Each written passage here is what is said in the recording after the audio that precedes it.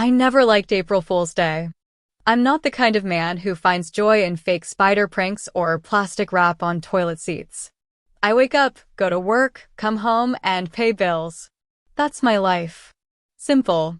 Predictable. Clara, though, my wife, loves pranks.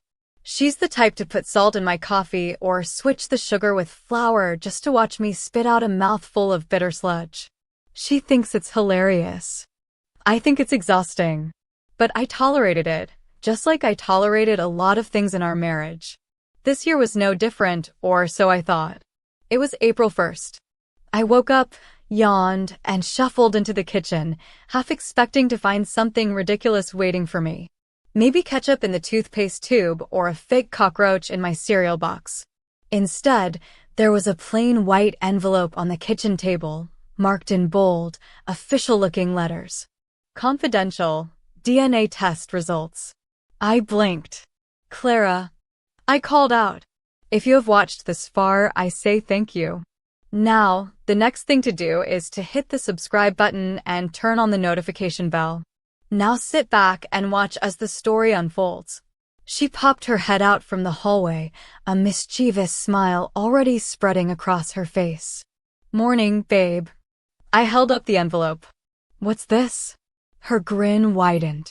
Just open it. I chuckled. A DNA test prank? Really? She folded her arms, biting her lower lip like she was trying not to laugh. Just do it. I opened the envelope, expecting something dumb inside, maybe a picture of the mailman or a cartoon baby with a speech bubble saying, "You're not the father." But what I saw made my stomach twist. It was an actual DNA test result.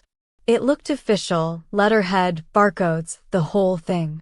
My name was printed clearly at the top, next to Leo's, our 7-year-old son.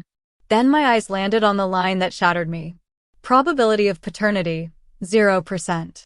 I blinked again. And again. My mouth went dry. What is this? Clara burst out laughing. April Fools. I exhaled sharply, a weak laugh escaping my lips. Jesus, Clara. That's dark. She doubled over, still giggling. Oh, come on. It's funny. I forced a smile and dropped the envelope back on the table. My heart was still racing, but I told myself it was just the shock. It was a prank. Just a prank. But as I went about my day, something about it wouldn't let go of me. Why a DNA test? Of all the jokes in the world, why that? The next morning at breakfast, I found myself watching Leo as he ate his cereal. His green eyes, those bright, unfamiliar green eyes, stared back at me. Clara and I both had brown eyes. So did most of our family. I remembered the nurse commenting when Leo was born, "He doesn't look like his daddy," and how Clara laughed too loudly, like it was the funniest thing in the world. The joke didn't seem so funny anymore. That evening, Clara noticed me staring. What's with the face? I shook my head. Nothing. But it wasn't nothing. Suddenly, every offhand comment, every awkward laugh, every time someone mentioned Leo didn't look like me, it all piled up in my head like bricks on a sinking boat. I told myself I was being paranoid. I told myself it was just the prank messing with me. But I couldn't let it go. A few days later, I bought a real DNA test. I felt like a criminal just purchasing it, like I was committing some horrible betrayal. But the voice in my head, the one whispering, "What if?" wouldn't shut up. One afternoon when Clara was out, I swabbed Leo's cheek. He just giggled, thinking it was a game. Does this mean I get a lollipop after Daddy? My heart broke. Because I wanted to believe I was his daddy. I really did. I sent off the test and waited. Every day felt like torture, waiting for that email, telling myself I was being ridiculous, that I'd open the results and laugh at how stupid I was for even thinking it. Then the email came. My hands shook as I opened it, scrolling past the scientific jargon until I reached the only line that mattered. Probability of paternity, 0%. I stared at it. I stared so long the words started to blur. No, this couldn't be right. It had to be a mistake. I read it again. And again. It didn't change. Leo wasn't my son. I felt like the air had been punched out of my lungs. I sat there for what felt like hours, maybe minutes, unable to move, unable to think. Then I did the only thing I could think of. I waited for Clara to come home. When she walked through the door, humming a tune and tossing her purse onto the couch, I didn't even let her take off her shoes. I held the test out in front of me. Her smile faltered. "What's that?" I could barely get the words out. "It's real." Her face twisted. "What?" "The DNA test," I said, my voice cracking. "I did a real one."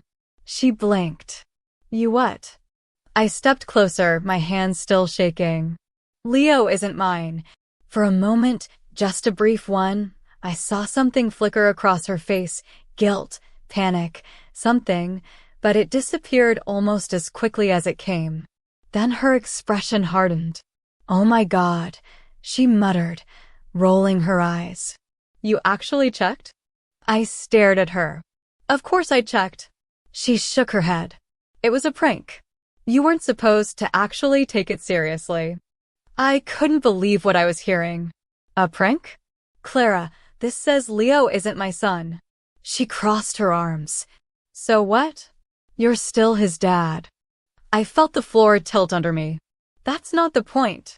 Silence. Then, with a shrug that made my blood run cold, Clara said, "It was just a mistake." I blinked. "A mistake?" She looked away. "It happened once, before we got married. It didn't mean anything." The room spun. My ears were ringing. "Who?" I managed to croak. Her lips pressed into a thin line. "Mark. Her ex-boyfriend. The one she told me she hadn't seen in years. The one with the same green eyes as Leo." I couldn't breathe. The April Fool's joke wasn't a joke. It was a confession. And the real punchline? I was the fool all along. I stood there, holding the DNA test in one hand and my marriage in the other. Clara didn't cry. She didn't beg. She didn't even look sorry. She just stared at me like I was overreacting, like I was the problem. "You cheated on me," I finally said, the words feeling heavier now that they were out in the open. "With Mark." She huffed. "It was a one-time thing, David. It didn't mean anything."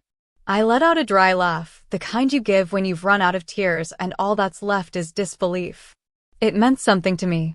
It meant Leo isn't mine. Her eyes flickered to the test in my hand, then back to me. "But you're still his dad," she said slowly, like I was a child who needed things explained in small words. "You've been his dad for 7 years. That's what matters." I could feel the rage boiling inside me. Not just at the betrayal, but at the way she was acting like this was a minor inconvenience. Like I was upset about a broken coffee mug, not a broken family. "Did you ever plan to tell me?" I asked. She didn't answer. "Clara," I snapped. "Did you ever plan to tell me that Leo isn't mine?" Her jaw tightened. "Why would I? You were happy. Leo loves you. Telling you would have just complicated everything." I felt something crack inside me, something I didn't even know could break. She hadn't just lied. She had decided for me, decided that I didn't deserve the truth, that I was better off living a lie while Mark, the real father, walked around without a care in the world. And then the cruelest thought hit me. Would she have ever told me if I hadn't done the DNA test? The answer was obvious. No. Clara would have let me die thinking Leo was mine, let me raise him, pay for him, love him, all while keeping the truth buried under a sick April Fool's joke. "Was the prank your way of confessing?" I asked.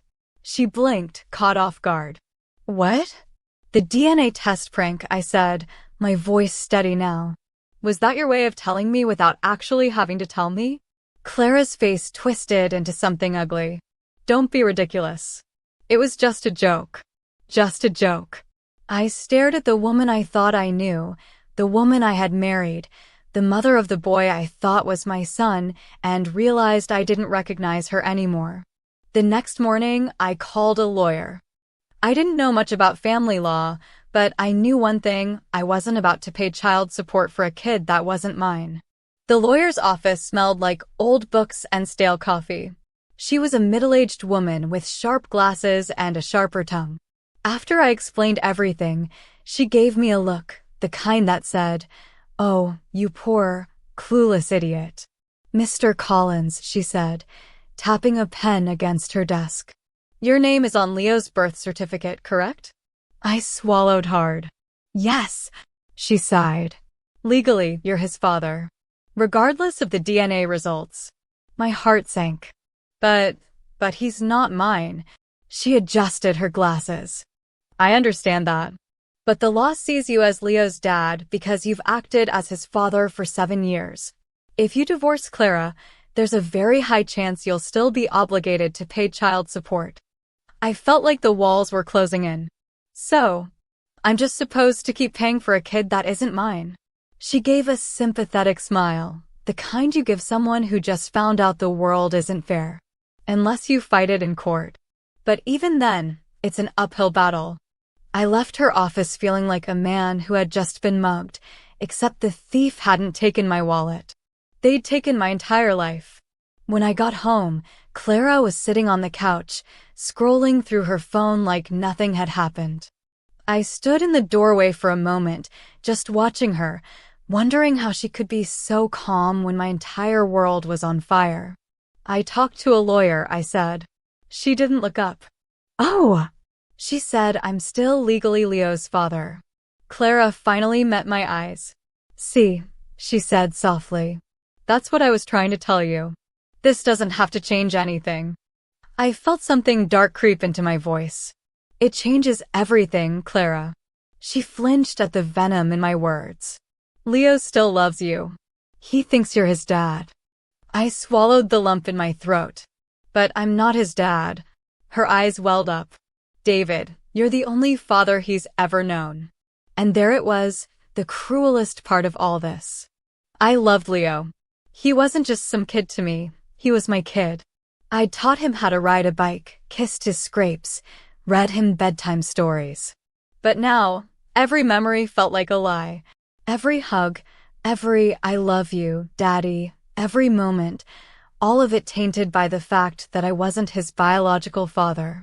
And Clara knew that. She was weaponizing Leo's love against me, using it to keep me trapped, to guilt me into staying, into continuing to pay for a child that wasn't mine. I slept on the couch that night.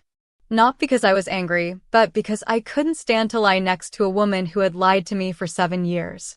The next day, I made a decision. I wasn't just going to roll over and accept this. If Clara thought I was going to keep playing happy family, she was in for a rude awakening.